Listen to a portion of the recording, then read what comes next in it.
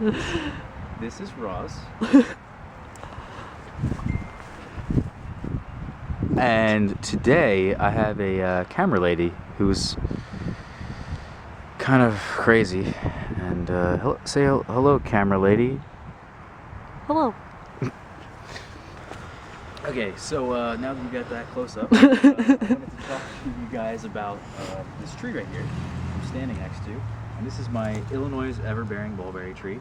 And I talked about it in a previous video, my February update. And you might be thinking, why the hell does Ross have this tree like this? It's being weighed down, it's being tied down.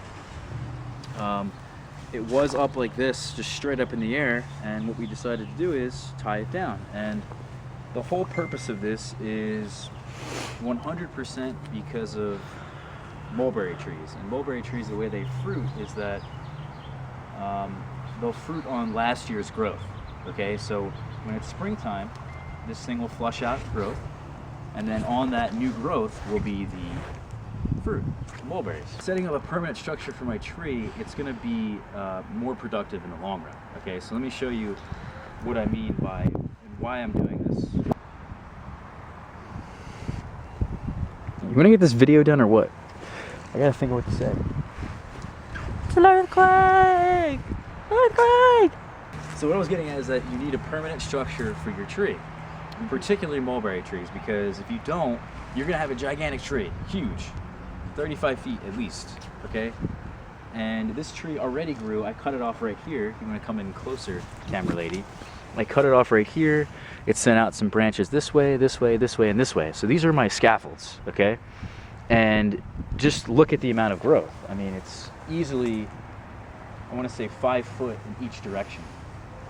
This tree grows a lot. It grows very quickly. That's just what mulberry trees do, okay?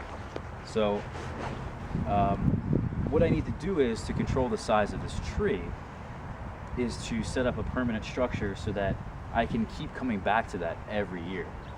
So what's gonna happen is in the springtime, this thing's gonna flush out growth in all directions. And if you wanna come in closer, you'll see these buds. And these buds essentially will send out leaves and they'll send out fruit, okay? But here's where the problem is, because if I were to cut this off and keep it maintained at an appropriate size, I wouldn't get fruit, because only on these previous year buds will the fruit come out of. So I have to leave enough buds here so that I'll get fruit. But at the same time, I don't want the tree to get gigantic. So what I'm gonna do is, I'm gonna train these branches out to go out horizontally, okay? And there's a thing already that exists. This isn't something I'm doing that's new. It's called limb bending. And a lot of people will limb bend their fruit trees actually towards the ground. If this is a horizontal branch and I bend it more towards the ground on an angle, the hormones in the tree actually change and it focuses on fruiting rather than growing, especially at a younger age.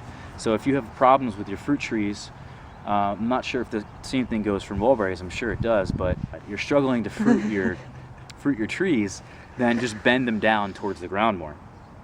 I'm taking it a little bit different approach here and having them be completely horizontal, so that next year when this new growth comes out, it's gonna grow upwards, okay? It's gonna grow out in different directions up towards the sky. And that's exactly what I want, because now I have this permanent structure here. This branch will be here forever, for as long as this tree is alive. And these new branches that come up, they'll grow to 35 feet tall if I let them. But I'm not going to, because every other year, I'm gonna cut out half of them, and I'm gonna cut them back to a couple buds so that they can regrow again the following year, and I'll get